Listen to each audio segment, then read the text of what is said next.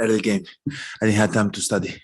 Um, just for you today, Drew and Bud talked about seeing a bunch of doubles, late doubles, them kind of throwing different things at you. What did you see from them defensively?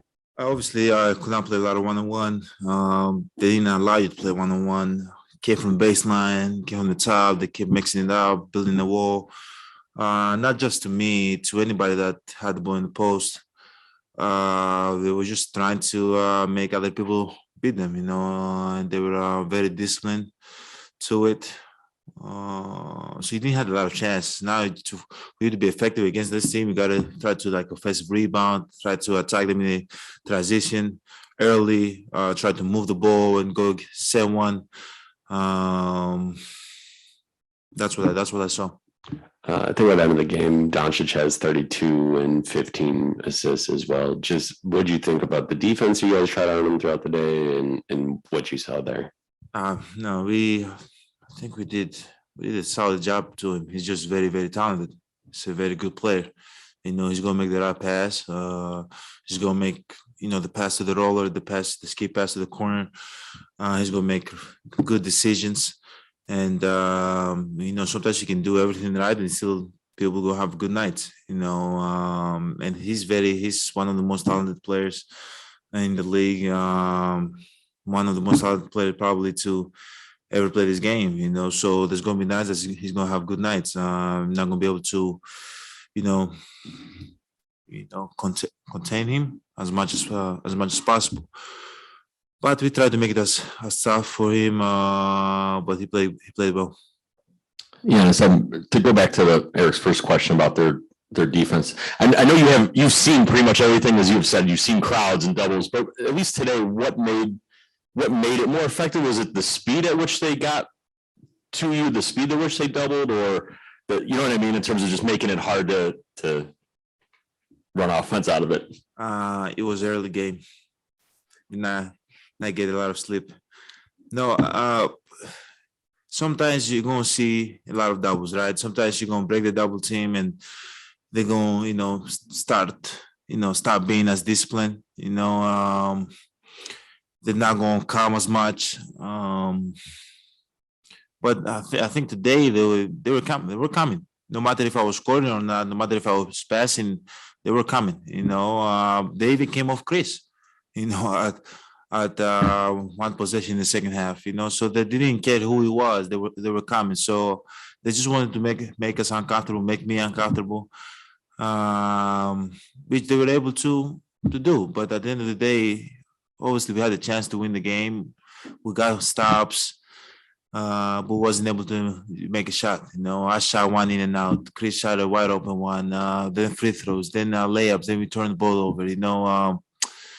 But we cannot keep getting ourselves in a position like that. Obviously we feel that we are very capable of coming back to the game and winning the game and taking over, but we cannot keep getting ourselves in a position that we down 8, down 10, or whatever the case might be, and we always chasing. Because sometimes you have a chance to win and you win, sometimes it's just not enough. But as I say, they were very disciplined with their double teams. Just these last 3 or 4 games of the season, with seeding kind of all being up in the air, how do you approach it? Kind of what's your thoughts on just like where you guys are? Actually, I don't know. I don't know where we are right now. I haven't been fully understanding. It doesn't really matter to me. Obviously, I want to play as many games 7 at home and play, in front of our fans as many games as possible. I think we are a very good team when we play at home. But at the end of the day, it doesn't really matter where we finish. You got to beat good teams. Like the East, all of the first 8 teams are very, very good team and capable of beating us. And we are capable of beating them also. So I don't really follow, the standing as much. I know we got 4 or 5-4 game left. We got to keep building good habits. Finish these 4 games healthy for everybody.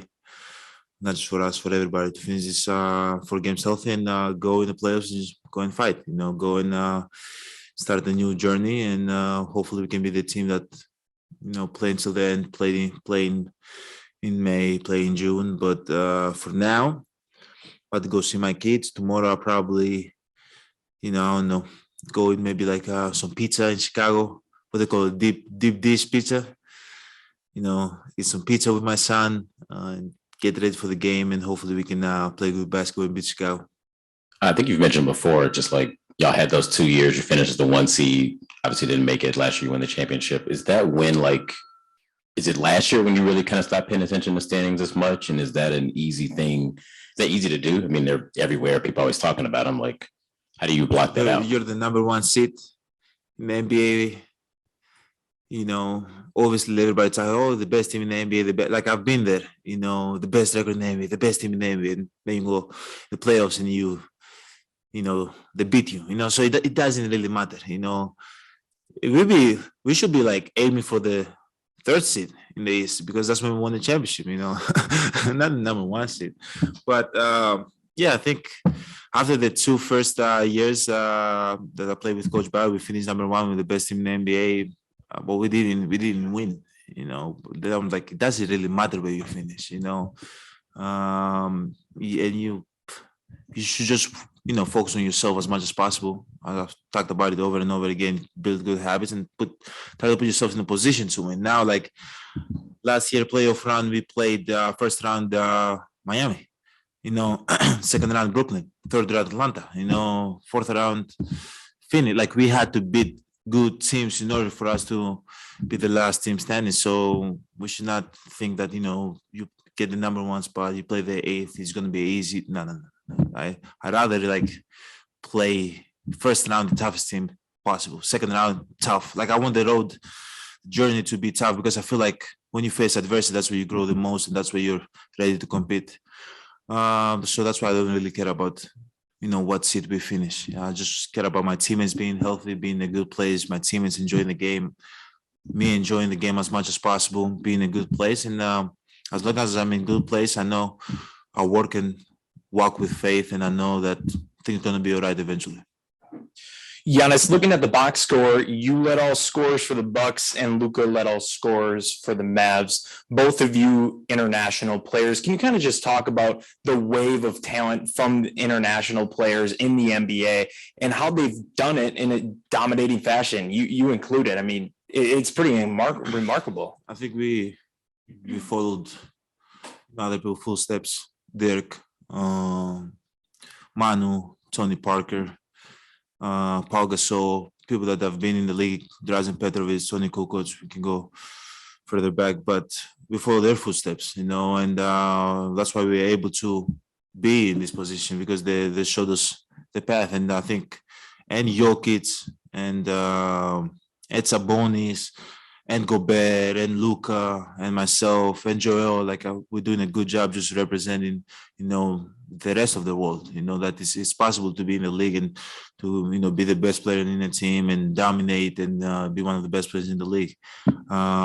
So we're just going to keep doing, hopefully keep leading by example, keep opening that path for a lot of more international players coming over, in the near future.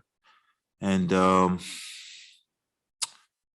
international players coming over in the near future, because at the end of the day, I feel like once we're out of the league and we retire, there's going to be probably 40% international players in the league because the talent is so much. Do you take pride in that? Obviously, yeah. Obviously, yeah, for sure. I wouldn't be in this position if I wasn't, studying Hakeem, Dirk. I wouldn't be here. I wouldn't be in this position if I wasn't watching Paul Gasol, playing the finals. Tony Parker, all these guys. So obviously I take pride in that. I know that there's a lot of kids overseas watching us right now. Especially it's 12 o'clock game here, so it's 8 o'clock over there. So I know they watch the game, in Greece or in Slovenia or, all over Europe and Africa. So we try to lead by example. We try to do the best job we can, and hopefully they can follow our footsteps.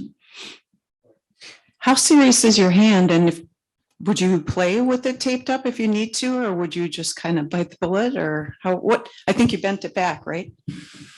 I'm good, Lori. As long as I can play with my son and I can push him over and all that stuff, I'm good. And I gotta just take care of it and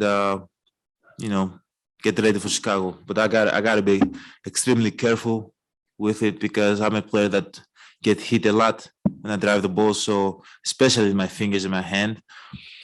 But it doesn't really matter. My hand's not gonna stop me from competing and enjoying the game.